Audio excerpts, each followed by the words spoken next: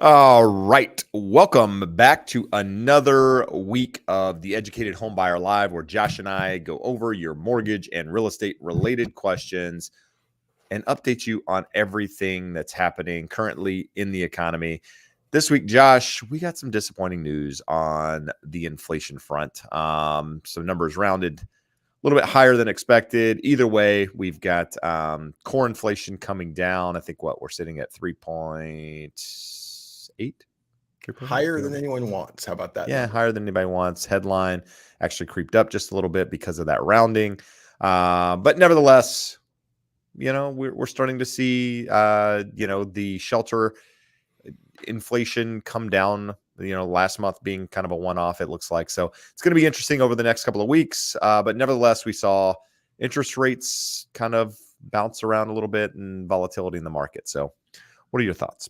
Volatility, but really no movement. So we had talked about, hey, what for for March? What is the important data? NFP, which we got last Friday, Yep. and then CPI, which we got on Tuesday. So on Friday, the headline was a beat, 275,000 jobs. But we talk about this repeatedly. If you go back the last 18 months or so, we have monster revisions to the previous month. So the media reacts, oh my God, headline, hot jobs report. They didn't look at that 350,000 that were reported in February for January, got adjusted down like 150,000 jobs. So this month we'll get adjusted down, next month the same. But anyway, you cut it. We talk about on the interest rate side, on the mortgage side, we are vultures. You're looking for bad data. There's no way to spin that as bad data. At most, it's neutral. It wasn't the blockbuster that would have pushed rates higher, but it certainly wasn't good news that brought it lower. And good news in the sense of being bad news, where more people out of jobs, higher unemployment rate. So what we'll talk about there, Jeb, Peter Bookvar, one of the guys that I follow really closely, one of the guys that thinks 10 years going back to 5%. So certainly not an interest rate bull. When he looks at that data, he just says, look at the household survey, and the household survey is getting it's more accurate than what you're seeing in the business survey, because the business, they have a birth death ratio in there that they account for. Not that the government's cooking the books. The way they're supposed to do it is in the data. But his belief is, when you look at Indeed, when you look at the Challenger jobs report, when you look at the ADP jobs report, when you look at the household survey, they're all lining up that we don't have a terrible jobs economy, but it's definitely softening and not as hot as the headline has looked. But then you already hit the most important part. CPI did not cooperate at all. There's no way to spin that as a positive for interest rates. We're kind of in this muddle through middle until something gets better. No. And so and we're going to talk a little bit about that in more detail as we go through some charts here.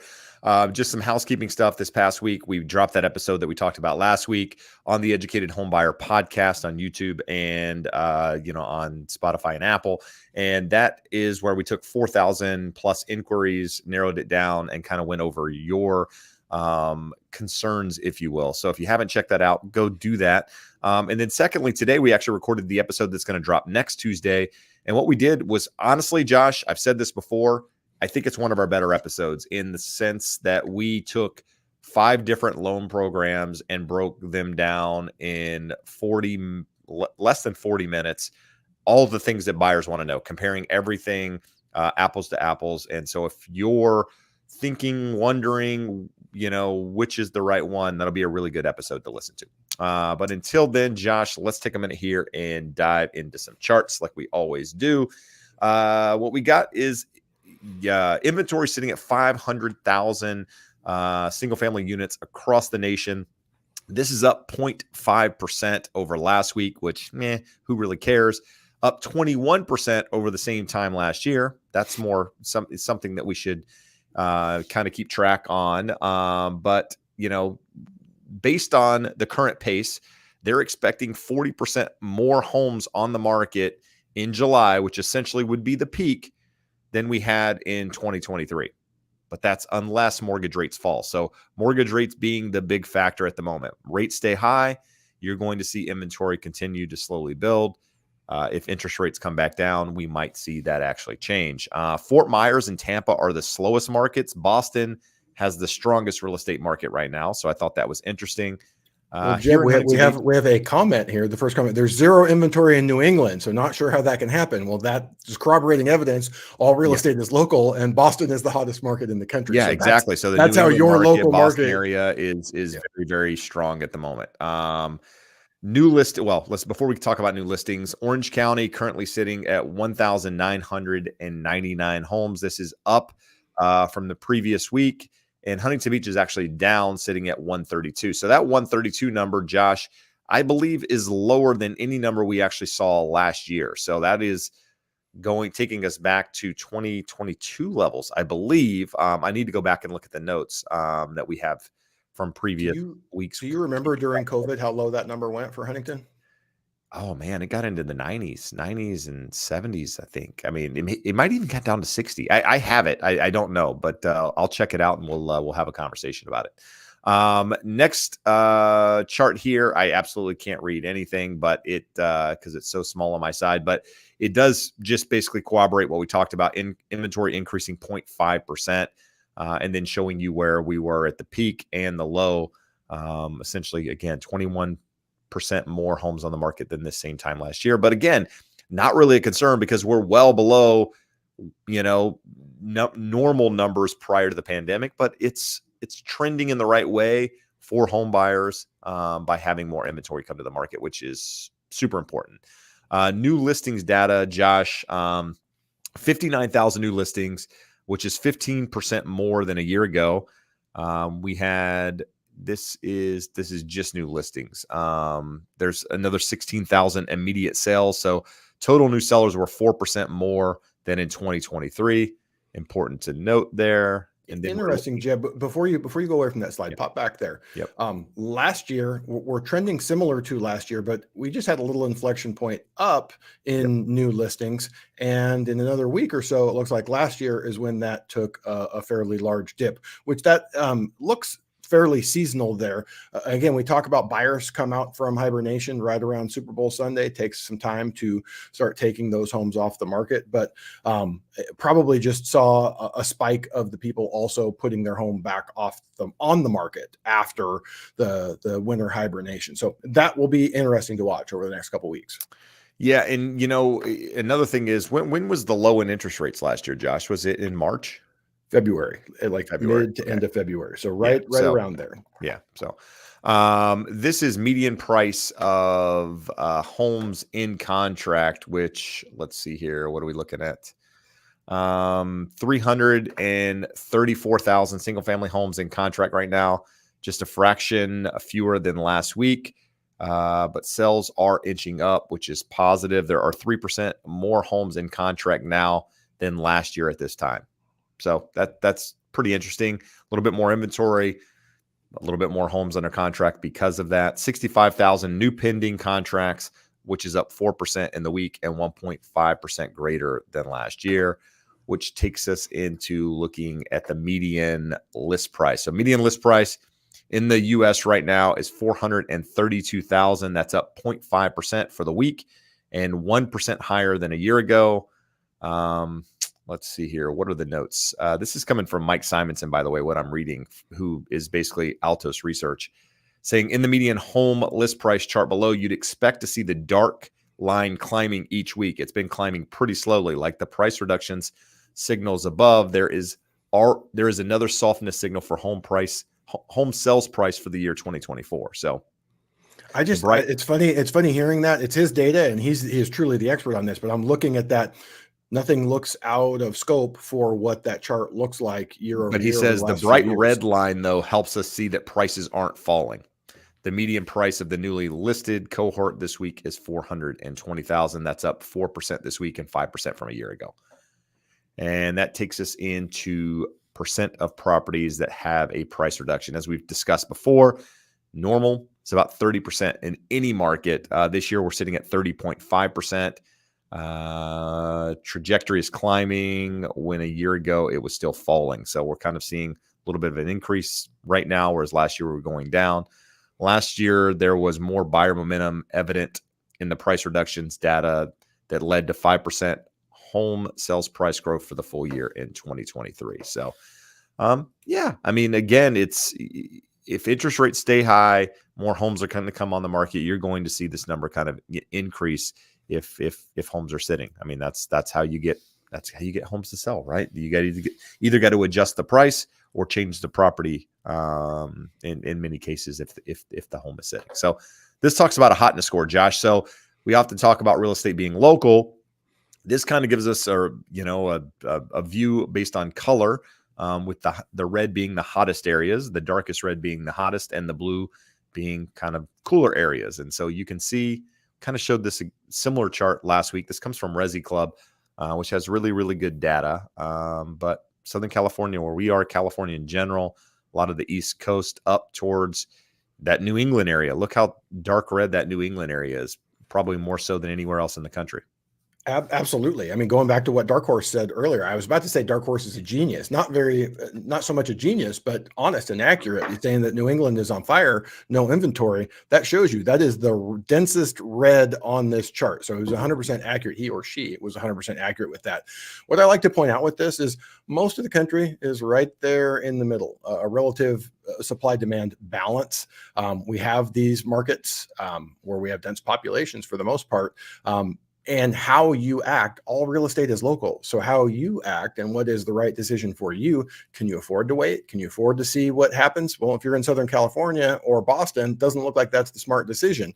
If you're in Seattle or down in Florida, or especially Louisiana, Thibodaux, Louisiana, to be specific, you probably have all the time in the world you need to make the right decision for you. So consider that. And this is just one data source. So don't ever take one source of data. And sometimes Jeb will hear, well, that's the realtors themselves. Well, fun fact, realtor.com is no longer owned by the National Association of Realtors. What was it, 15 years ago, Jeb? They sold it off for cash. And now this is a private company that gets to use the realtor name in their website. Thought this one was interesting. Jeb saw that for years and years and years, homes were getting bigger and bigger and bigger. Most of us grew up in homes much smaller than what we have now. It's not so much, I shouldn't say it's so much a Southern California issue, but the older parts of Southern California. We've talked about in Huntington, my home was built in the 70s. I think your home was built in the 70s, Jeb. So homes weren't quite as big then, through the early 2000s, getting bigger and bigger, partially because of affordability issues. We've talked about on the show, lot size getting smaller, but the actual structure is getting smaller. And that's probably an element of right sizing there, Jeb. Most families of 4 or 5, 6 people don't need 4,000 and 5,000 square foot homes. Although our friends in Texas are probably going to object and tell me I'm dumb and wrong, because every family in Texas has a 5,000 square foot house. This one, Jeb, another one from Resi Club. They did a really good look this week. I was unaware that the build to rent, so builders building tracts of homes where the whole tract is held out for rent and not ever put up for sale. Phoenix is the biggest market. So this is really hard for you guys to read at home. Download the slides. The link is in the description if you want to see this. Phoenix, 32,000 units they're either planned or being built. And you look really nowhere else in the country is it anywhere that big of a deal. The next one is Dallas at like 1/3 of that. Then you get down to, Tucson, 3,000 homes. So just thought that was interesting. We hear from you guys that we got builders don't want to build. They want to build them and keep them for rent. We got institutional investors. Not as big of a deal as what you may think, but definitely in some markets, it's impacting you. This one, Jeb, we talk about on the show, supply and demand balance.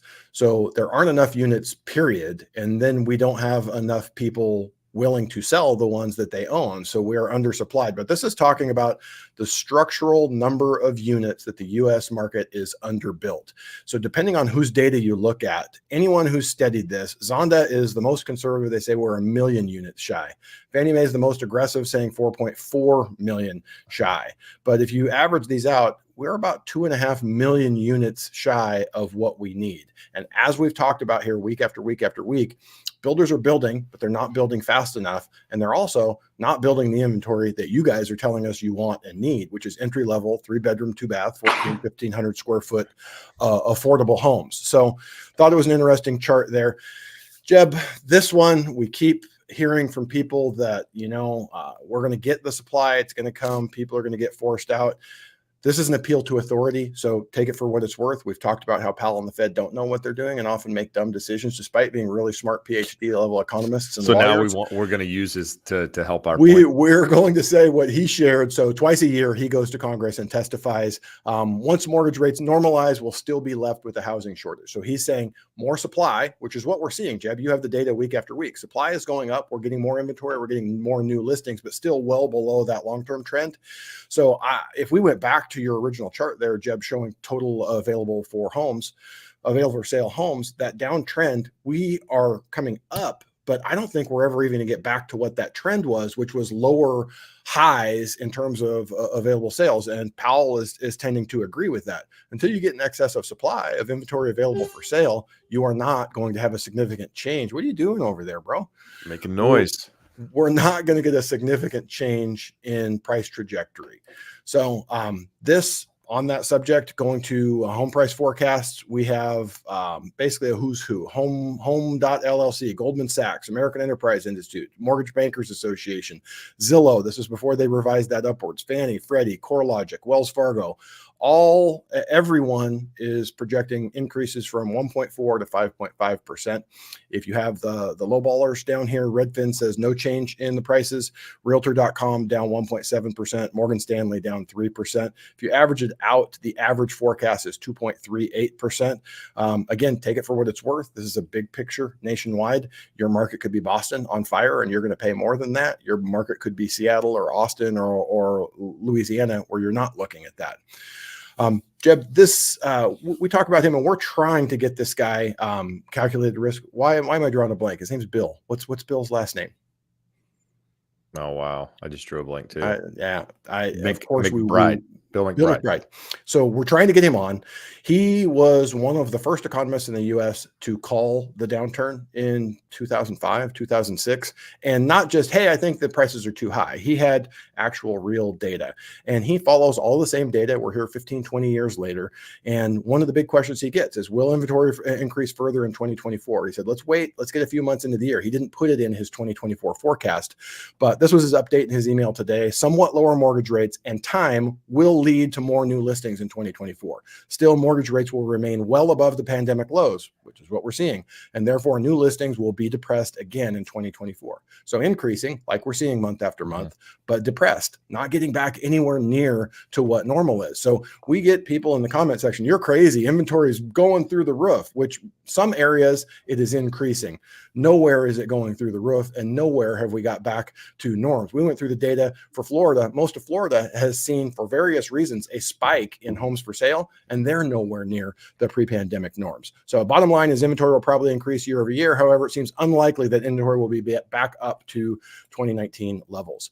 So we talked about this early in the show. What did jobs report do? What did CPI do?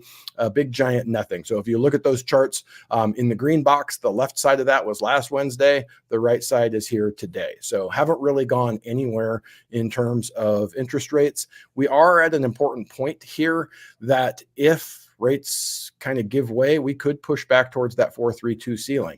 You know, we were hopeful that with NFP and CPI, you get good data, we could have gone down towards this floor, but you're really talking a range of about 30, 40 basis points in interest rates, and we're right in the middle of that range. So not very helpful or insightful. In real terms, you can see these numbers are down week over week. Optimal Blue says 6 3/4.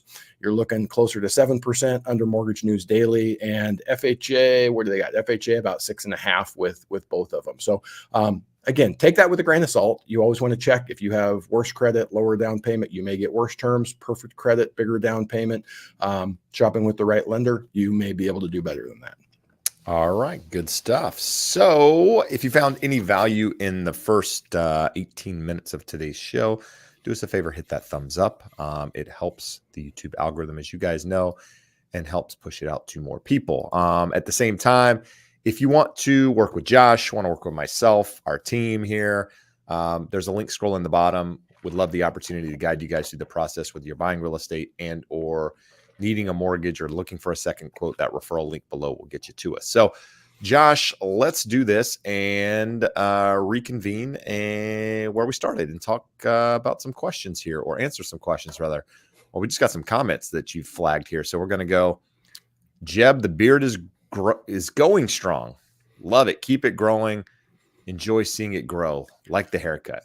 My wife has taken to calling him Jeb Bilzerian. So if you want to refer to him in that regard going forward, we may I, adopt that I as was his close name. today to shaving it. I was close today to taking it off. I don't know how much longer of a life it has. We will see. Chris Lee.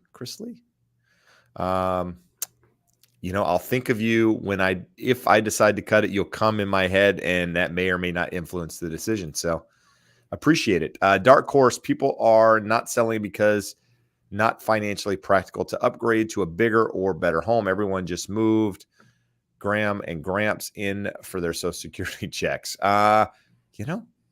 There's people doing that for sure. At the same time, I guess I didn't put the question up there. It's a lot of, again, it doesn't make sense for a lot of people to move. Higher prices, higher rates than where most people have financed. It just financially isn't the right decision for them unless you have a growing family, you got multiple kids. I've got a buddy, blended family now. They have 5 kids. They needed more space, right?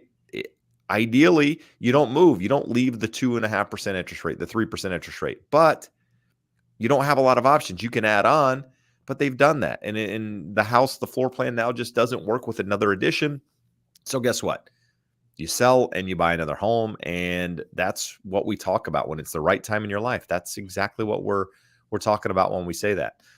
Big G, what's your opinion on what the Fed should do to bring inflation to target? Seems like they're just holding steady and claiming they will lower them later in the future. So, Josh, the Fed typically, what's the way I'm trying to say this?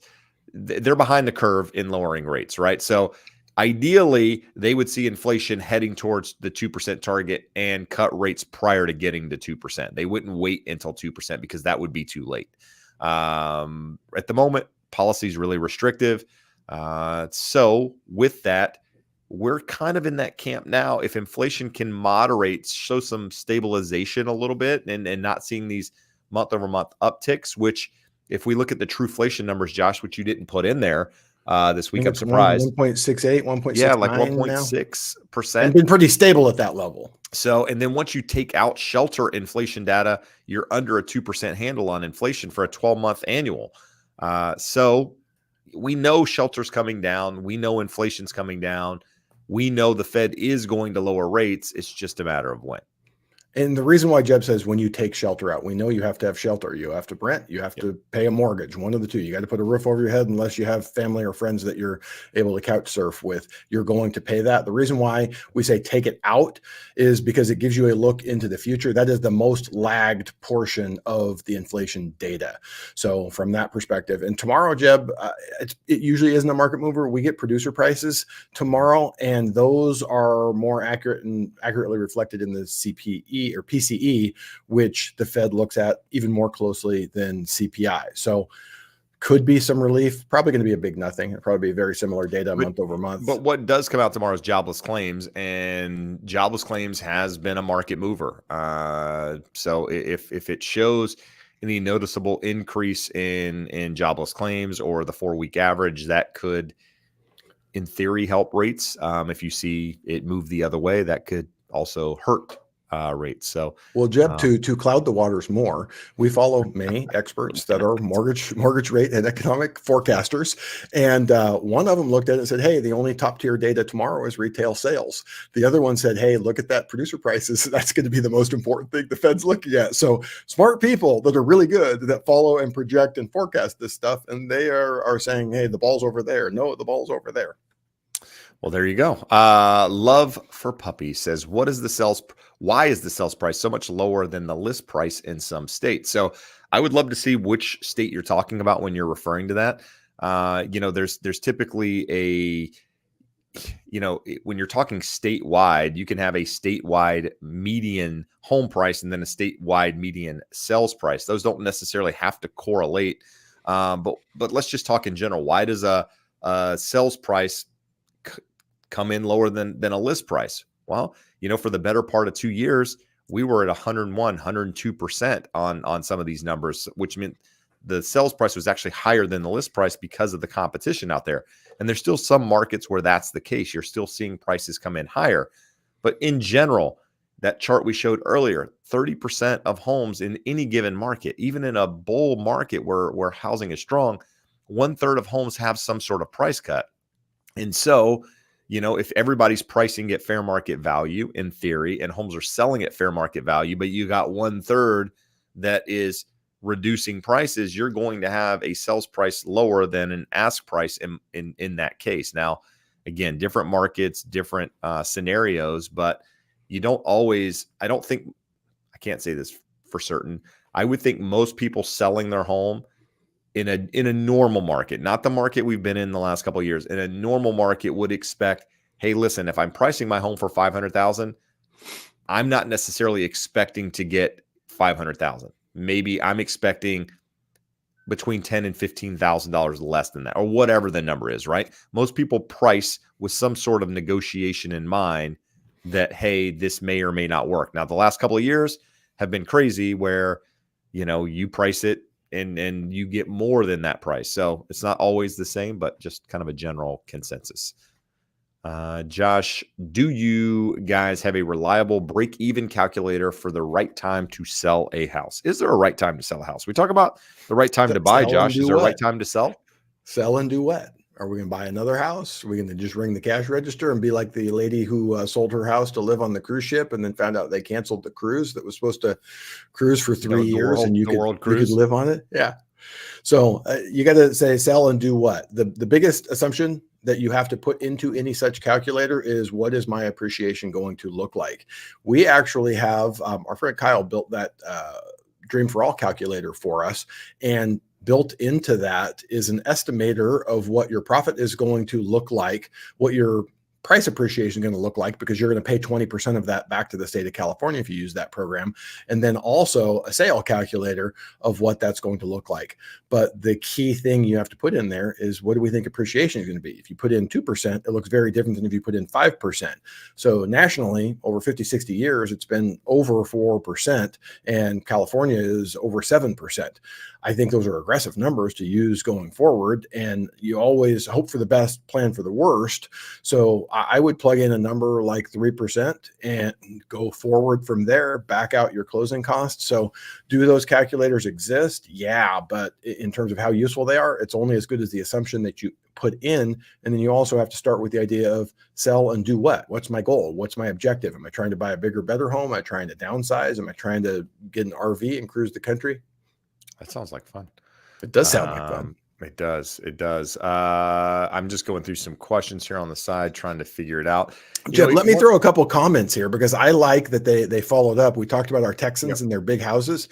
Kel says 1,830 square foot house.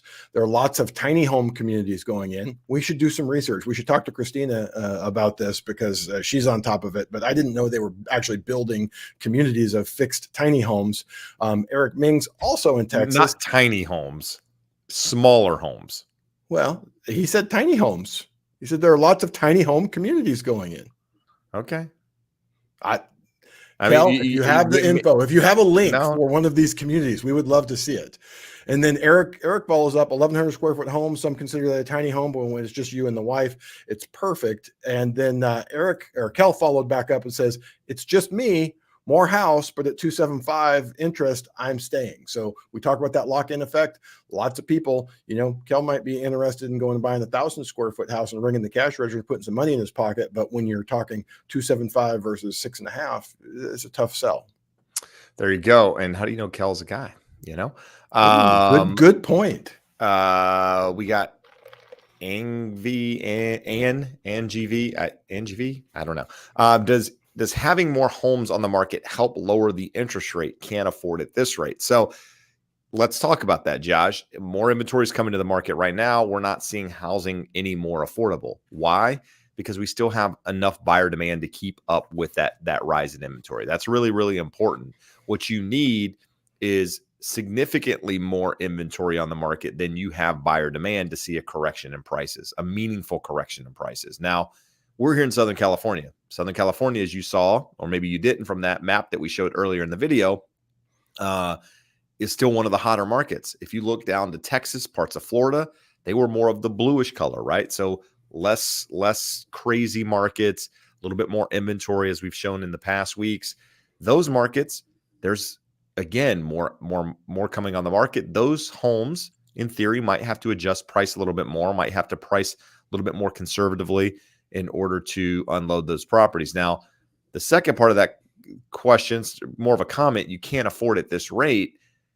Here's the thing is that, you're not likely to see a meaningful enough move to correct the affordability piece of this at the moment. You need lower rates. Well, Jeb, look at what the question is. The question is, does having more homes on the market lower the interest rates? I'll lower the rates. I thought it said lower. I got you. Lower the prices. Never mind. There we go. Talk about that. So look at it though, because it's an interesting question. Is it cause and effect? No. More homes on the market is not going to impact interest rates, but more homes on the market, what is likely to cause that? It would be a softening economy. A softening economy would lead to lower interest rates. I would be open to other theories, but in general, softening economy should bring more homes to the market, should also lower interest rates. So we've talked about this many times on the show, Jeb, that we think there's a floor underneath the market because it would take that softening economy to bring more homes to market, which would in theory lower prices, but lower prices and then also lowering interest rates increases affordability. And there's a lot of people that their life has told them, hey, I got married. Hey, I had a kid, whatever it may be. It is the right time in my life to buy a home. And they haven't been able to, just like Ann here, that hasn't been able to buy over the last couple of years. And they will come in when the time is right. Everyone looks at this like an engineer, like it's a spreadsheet, a puzzle to be solved. But housing is 80% emotional. You talk about, buy emotionally and justify rationally. Engineers love to think that you can pencil everything out and go, oh, this is crazy. No one should buy in this market. People buy because they find a significant other, because they're growing a family, because they got an awesome job and they want to own. No one, take out the American dream. People freak out when you say things like that. No one gets up in the morning and dreams of renting. And I shouldn't say no one. There are free spirits, there are vagabonds, and they want to go get an Airbnb at a different town every month. But the vast majority of people want a nest. They want a home base. They want to buy. So back to this question, does more inventory cause lower interest rates? No. Would they likely come together in conjunction? Most likely. And Kel's a female, by the way, just so we're. I apologize. I was thinking Kel was a female the whole time, but when you said it, I thought, well, maybe it's Kellen. Anyway, here we go. This is a question that asking us to comment on Biden's $10,000 credit for first-time home buyers. Here's the thing. I actually addressed this on my Instagram. If you follow me on Instagram, you should check it out. I'm doing a 4-part series where I address basically the 4 major parts of this whole proposal, if you will. It has good ideas. The follow through and what I think it's going to create is going to become a bigger problem. But if you don't follow me on Instagram, you should. You can see pictures of my family. I don't know if you would care about that. You can see me doing other things other than talking real estate. But I post a lot on there in short form video that I don't talk about on here just because it's easier to just pick out your phone and talk. So follow me on Instagram. It's at Jeb Smith, just like my channel. And you can get that where I'm basically talking about it. But in short, what I will say about the whole Biden proposal is that in theory, it has some good pieces of the puzzle. The problem is that most of what he is proposing or the team is proposing is going to increase buyer demand. And in turn, it's going to give money to people that probably don't necessarily need the funds to purchase. They probably would have already been buyers anyway. So it's giving them the ability to potentially drive up prices even higher. So you're going to increase demand and you're going to increase house prices because you're essentially giving money to people that probably don't necessarily need it. That's my 2 cents. Yeah. That part is 100% correct. There's a secondary part of it that is egregiously stupid. The second part, the incentive for people to sell their homes is only made available to middle-class sellers, as if we only want a small subset of people to make their homes available for middle-class home buyers to use this incentive to buy. I get it. We don't want to give out an incentive to a rich person, but that incentive to sell is not for their benefit. It is for the benefit of the person that gets to buy that home. So define it as a certain type of home. No incentive to someone to sell a home at or above 120% of the median in their market, but homes at 100% of the median price or below then qualify. Making it based off of the income of the seller is irrelevant. We're trying to bring a certain type of inventory to market. Incentivize anyone who has one that they might be willing to part with to sell it. So that would increase supply. You talked about this is going to increase demand, but there's a component there where they're trying to increase supply, but they're limiting who's eligible for it. And you're like, you're just being stupid. This is somebody just tuning in for the first time. Love listening to us. I just want to say thanks. Thanks for tuning in. Thanks for being here. You'll find a lot of people in here show up every single week, which still amazes me that you guys still support the channel. Some of you are homeowners, some of you are not. The ones that are homeowners surprise me more so than the ones that aren't. But there are people that have been in here for the better part of 2 to 3 years and show up every single week. And just want to say thanks. Thanks for the support. It does mean a lot, and it doesn't go unnoticed. So I notice a lot of the names. I see them often, and I do remember them. So this kind of goes back to what we were talking about earlier, Josh. When rates go down, do you think house prices will go higher? The easy answer is probably. I do think there's somewhat of a cap. This may seem crazy on how far house prices can go because of affordability, but I do think adding a little bit of fuel to the fire in lowering rates, because that's going to increase affordability. So by increasing somebody's ability to purchase a home, you're in theory giving them a higher price point in which they can purchase. So that could push up values in some markets out there. Just my thoughts. I would say the same thing. Affordability is the limiter on where the market can go. Absent rates going back to 2.5%, affordability doesn't spike to such a level that we have this monstrous amount of demand. And even if we wouldn't, if rates drop to 3% over the next 3 months, I don't think we would still see a repeat of what happened during COVID.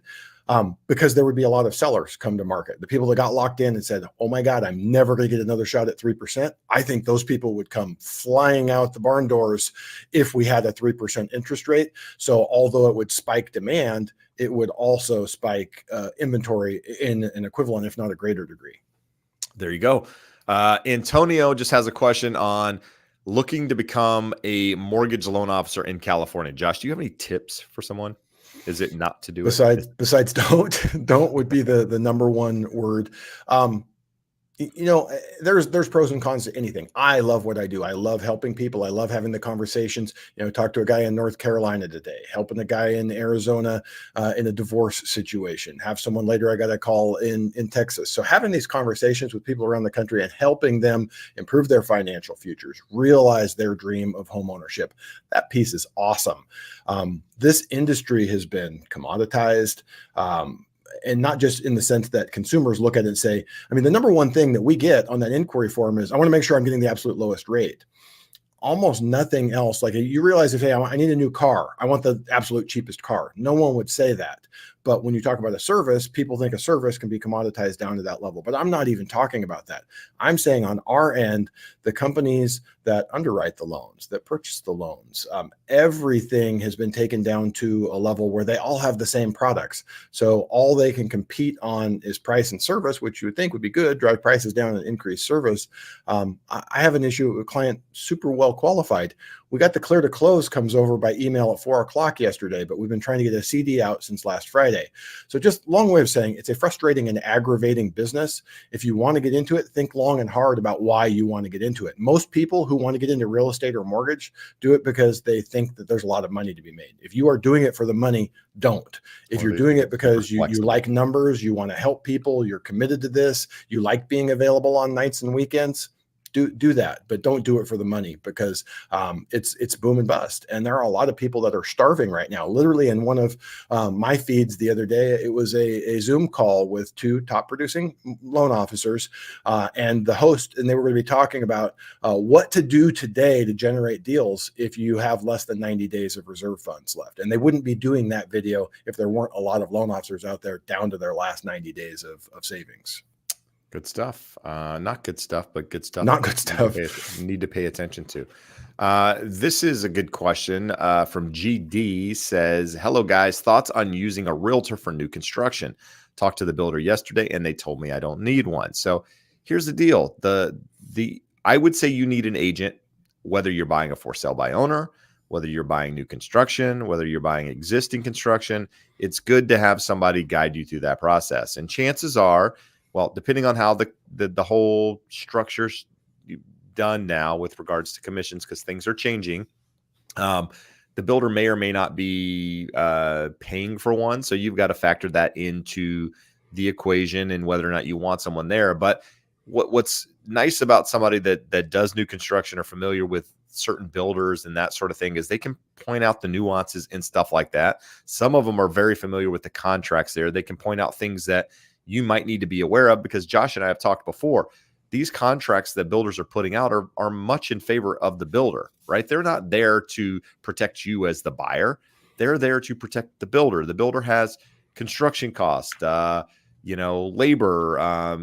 build, all of these different things that they're trying to protect. They're not trying to protect you. Therefore, it's good to have a representative on the side that does have your best interest in mind. That's not just trying to get you necessarily to the finish line, because, and I can't say that the builder is doing that, but let's be honest, that, the builders have their representatives because they're trying to capture as much of that business as possible too. So it's worth having someone having a different opinion, someone that can guide you through that process. And hopefully, if things are like normal, a lot of these construction companies are still paying the agent. So you're essentially getting that representation without having to do much. But as far as compensation goes out of your pocket, but that's something you got to discuss with them. But I do think it's worth it. Let's see here. Josh. In addition to Kel clarifying that she is a she, and clarified that she is Ann. Come in. We're getting everybody just clarifying who they are. These are good. If you show back up, we'll know. I don't forget these things. Josh, let's see here. I lost where I was. So if you see something, put something up there. If you see something, say something, Josh. If you see something, say something. Let's throw this up. It's a comment. Dark Horse back with another comment. Since 1904, the dollar has lost almost 99% of its purchasing power. Turn your dollars into high quality assets as soon as you can. So Dark Horse is here most weeks. Lots of good comments and insights. There's probably as much that I disagree with their comments as I do agree, but they're good and they're insightful comments. So definitely appreciate that. What I would say when I think of what would I tell a recent high school or college graduate? What are the important things in life? You need to earn, you need to save, you need to invest. So whether it means getting training or education, or just putting your nose to the grindstone, maximize your earning power. Saving is pretty simple. Just don't spend all of your money. And then you need to invest that surplus, because there's going to come a time in your life when you don't want to work. And I think bigger picture, that's what Dark Horse is saying here. Make sure you're buying appreciating assets. Some people are going to tell you that's gold bars. Some people are going to tell you put it into an index mutual fund or an ETF. Some people are going to tell you to buy real estate. You need to buy something that has value, that will be a hedge against inflation, and that will grow and give you a real return, meaning that it will appreciate more than what inflation is, because at some point in your life, you're going to need to live off of those assets. And we talk and see post-COVID, so much of the younger generation, their approach is, well, I want experiences. You absolutely have to have experiences. No one should be married to their job and not go out and do that, but there's a balance. You have to make sure you're able to save some of your earnings and invest it to be able to retire and live a better life at some point. Very insightful comment. Love for puppies. Another question says, if you cannot use the full amount of seller concessions towards a rate buy down, can you use some for a permanent lower rate and then the rest on a temporary buy down? Josh, can you do both? How does that work? So the concessions are interested party contributions. So a builder, a seller, a realtor representing you, they all can contribute. So kind of going back to the episode of the podcast that we recorded today, Jeb, we're talking about all these first-time buyer programs. We didn't actually talk in there. We might have to do a little coda on the end of it, talking about how much you can get in terms of concessions on that, but they're limited. So those limited minimum down programs on a conventional with less than 10%, you're only going to be able to get 3%. So 3% you could probably use on a buy down, temporary or permanent. It's unlikely to be a situation you would run into. On FHA, you can get up to 6%. So that limitation, though, on buying the rate down comes back into a points and fees test for you there. And we've talked about this before on the show. Most investors compliance department, most lenders compliance department, even though a portion of that is a bona fide discount point, buying it down permanently, you're not really able to do both. So let's use a simple example. A 2-1 buy down costs anywhere from 1.7 to 1.8 points to do that. 1.7 to 1.8% of your loan amount. So a little bit less than that in terms of your purchase price, depending on your down. So let's say you got that 3% concession. Could you use that other 1% and buy it down? Yeah. So if we're looking and you're, again, using FHA, so we say FHA 6.5 today per Optimal Blue. Well, if we had a point, we could probably buy it down to 6% in the current market or close to it. Then you could use the 1.7, 1.8 points to do a 2-1 buy down from the end point of 6% versus 6.5. So yes, but a little bit more complex than the way it was asked. All right, good stuff. Mina comes in. Mina might be our biggest contributor to the show in $5 increments. It's absolutely weekly $5. Thank you, Mina. It does not go again unnoticed. We appreciate the contribution to the show. Thank you. With that, I'm going to ask another favor of everyone else that hasn't contributed.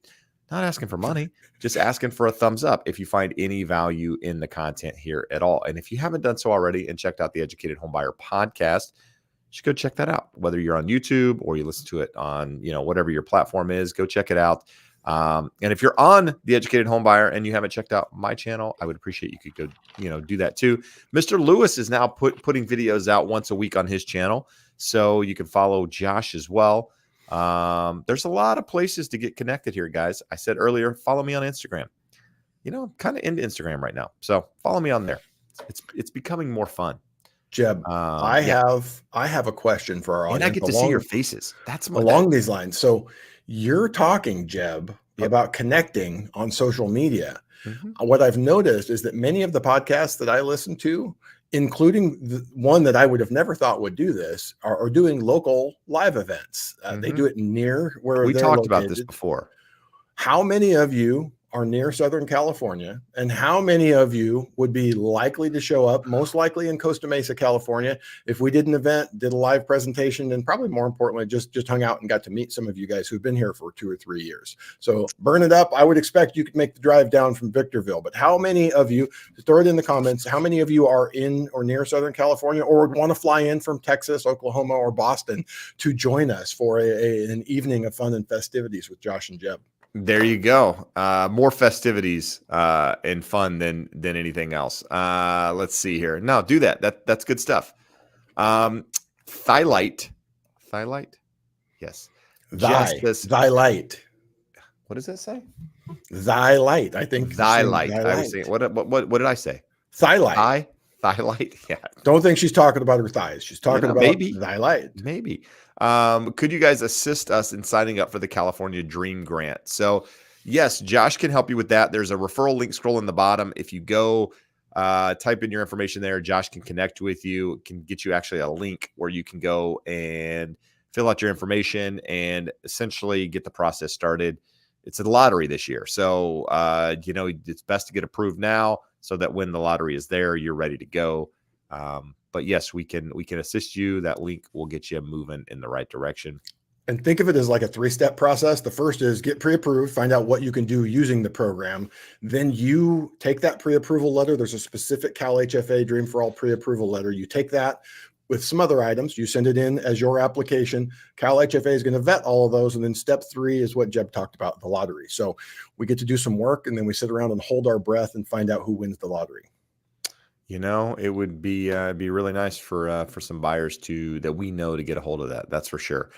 Let's see here. I'm liking it, Jeb. We got a lot of people that are willing to come here. I think, how many do we need to be able to pull off a proper event? I would fly in from Washington, D.C. If any of you people fly in here, you guys have lost your minds. We are not. We're that fun. We are Jeb. We're not even nearly as cool as what that sounds like to do that. By the way, you guys are. I've lost it if you guys do that. How's that? If Ann flies in from DC, she gets to shave Jed's beard. That's fair. I think That's fair. We it's can do worth it. that. I'm actually willing to make that happen. Wow, there's more people here. We should actually count that.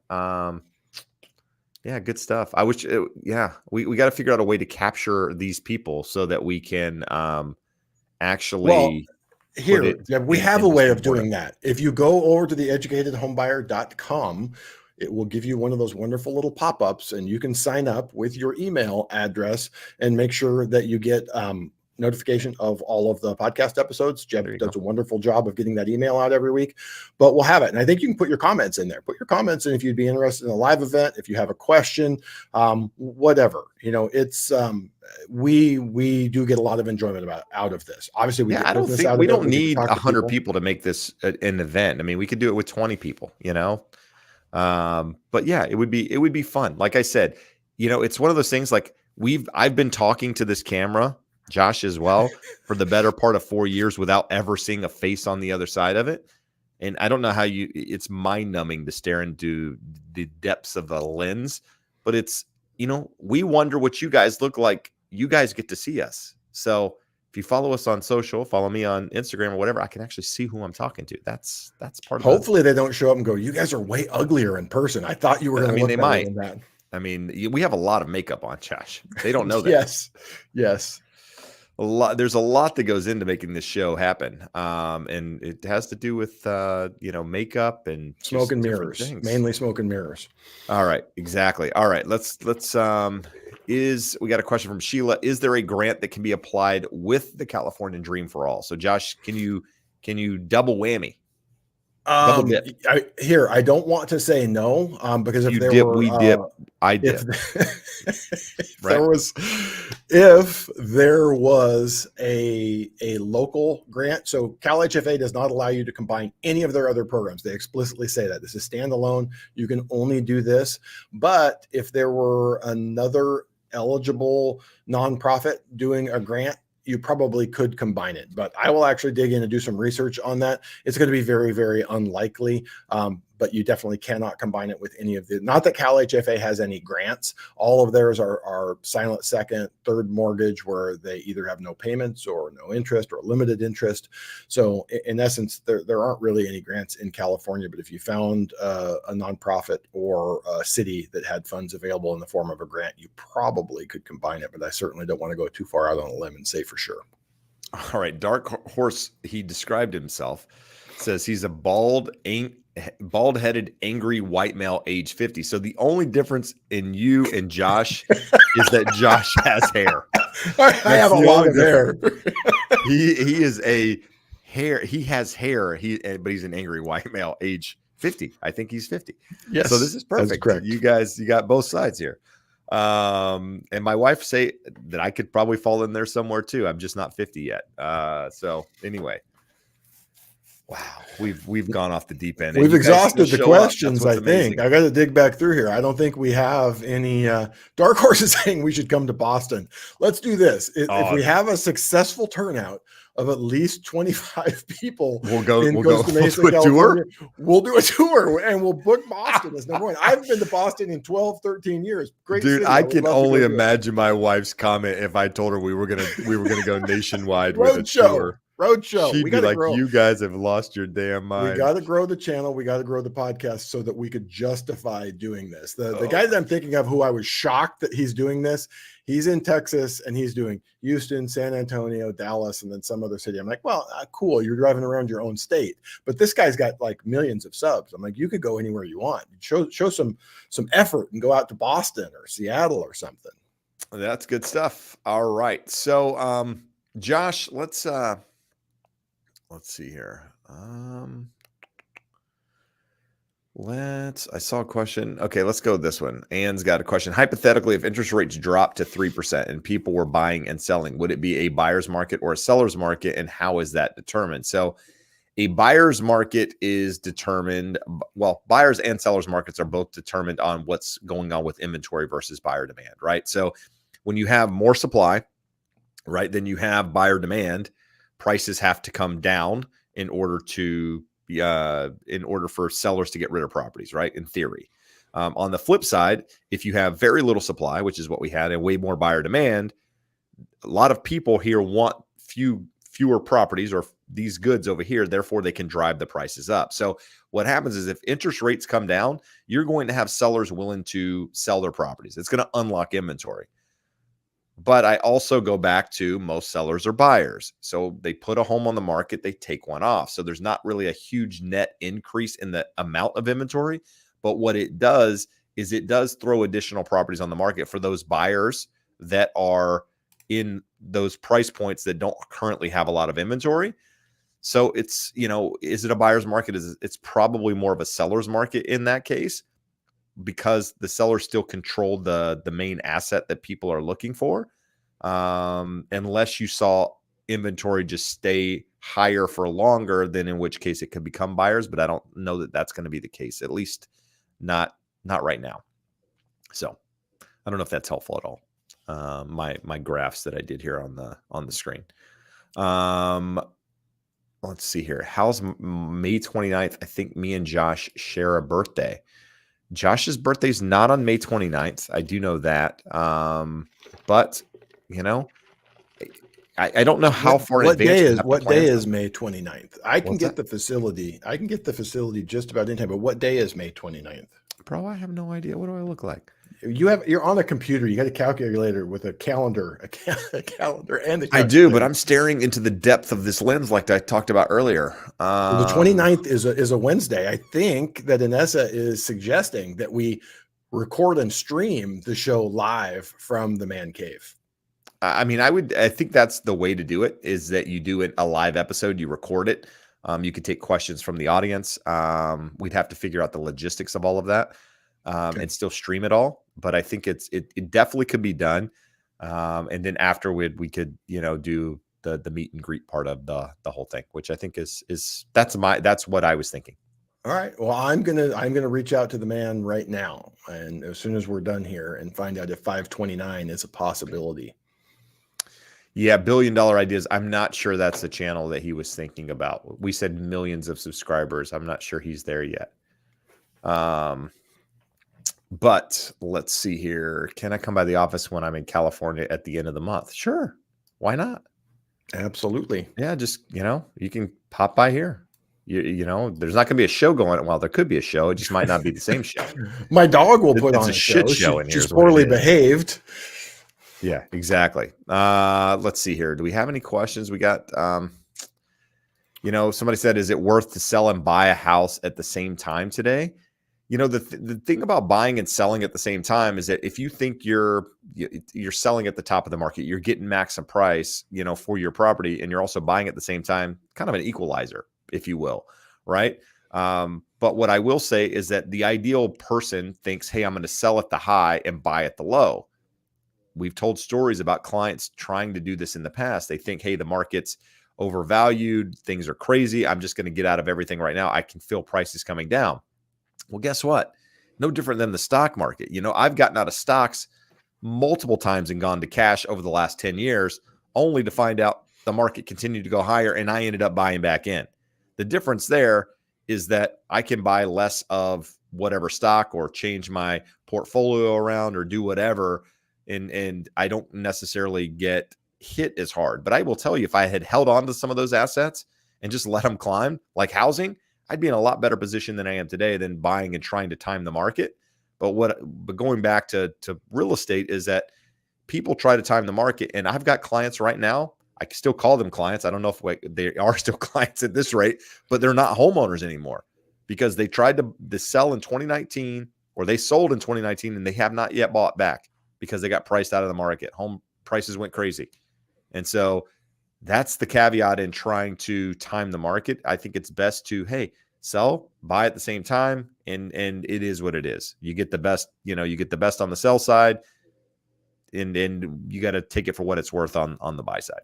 But that's my 2 cents. Similar question. Dolores follows up with, I'm looking to buy and sell at the same time, but not sure I want to pay $200,000 more for a newer home, 2019 versus 2024. My home was built in the 70s. And to some people, like in Boston, they think that's a new home. And to you, that apparently is an ancient home being 50 years old.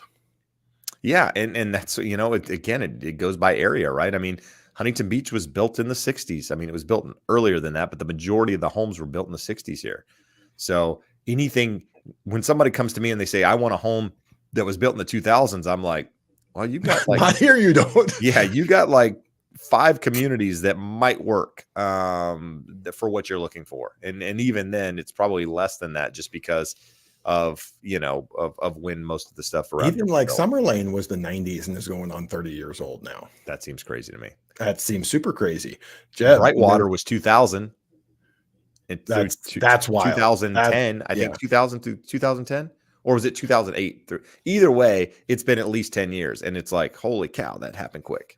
Anyway, Jeb, yes, someone noticed your pretty little award over your shoulder there. oh, Said they it did, looked huh? real sweet You there. like that? I got to take. I had to order the other one today, so that the $150 for that thing. They give me the free one, so that one's free. Am I pointing the right way? Yeah. That one's free. $150 for the second one, so that my kids can have them. So it's got a home here for the time being, and at some point it probably disappears and my kids take it because they thought it was cool. So they'll probably like carve their name in it or something, and show their buddies. scratch out your name, put theirs. Absolutely. Here's a question we get all the time, Josh. I think it's a good question, especially in markets right now where there's not a lot of cash on hand for some people. And that's not the question I was looking for. Is it smart to pull from your 401k early?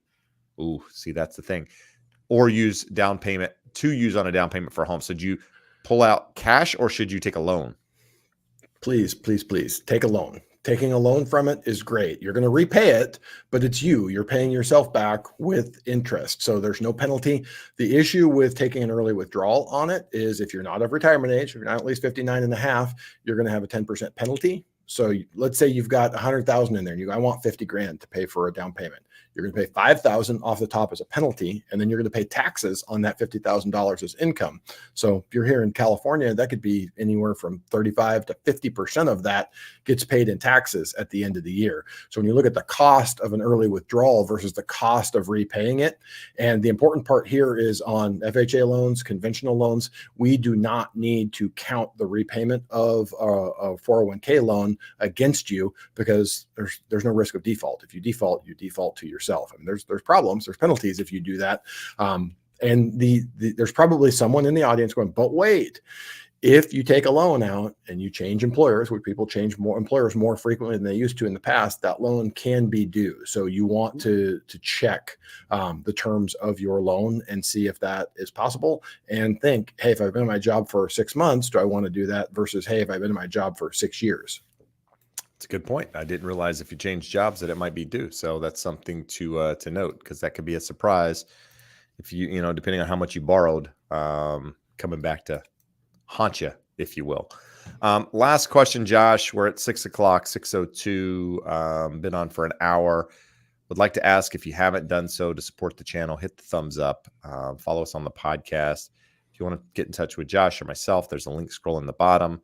We would love the opportunity to work with you and guide you to, I think Josh licensed in about 20 states or so. So if it's one of those states, Josh can guide you through there personally. I can help you here in Orange County.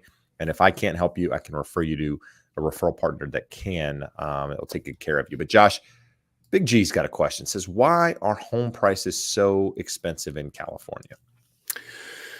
Supply and demand, because they're not so expensive everywhere. You go to the Central Valley, you go way north of the Bay Area, which there's a big chunk of California, bigger than most states north of the Bay Area. Just had a client that we referred up to what was it? Palmdale? No. What market? Lancaster? Lancaster and Palmdale are Antelope Valley, just north of LA. Yeah. For $350,000, got like a nice single family home. Came from the show, made a referral. So they just closed anyway. So from that, it really just comes down to supply and demand. If you're in Orange County, LA, San Diego, Ventura is high price now, Santa Barbara County, anything along the coast, there's a limited amount of homes on or near the coast. And a lot of those also coincide with strong job markets where there's big companies with lots of high paying jobs. So in simple terms, supply and demand, the desirability of the area, so people want to be there, and the availability of high paying jobs that push prices up. Maddie B has a profound statement here. We've talked about this many times before, but it's worth putting on here. She says, but you don't live in stocks. If I sell my house, I have to live somewhere. I would rather find a house to buy first. So that's very, very important. So people out there talking about, hey, listen, all of these people have so much equity in their homes. They're just going to sell it to take advantage of. Well, guess what? They got to find somewhere to live. And most people don't sell to become renters. So like that, you've got to have shelter over your head, regardless if you're renting, whether you own, whether you're living with parents, saving, it doesn't matter. That's why shelter is different than the stock market. And Jeb, it should be treated differently than the stock market. outside of Crash Bro YouTubers, the only people who keep regularly saying home prices are going to crash are Wall Street stock guys, because that's their frame of reference. They look at it purely as an investment. There's an investment component to it, but the bigger piece of it is I have to put a roof over my head. And when we look at the average loan to value for the 65% of people have loans, take the 35% or whatever the number is of people who own their homes free and clear, the 65% that have loans are to 45% loan to value on average. And most of them have an interest rate under 4%. If they were to sell, yeah, they'd have a chunk of cash, but they would now have a house payment significantly higher to rent than it is to own. So it doesn't take a genius to figure out why people aren't selling their homes, but some people have thick skulls and can't understand. Well, there you go, guys. We are going to exit right now. It's been an hour and 5 minutes. Thank you guys for being here.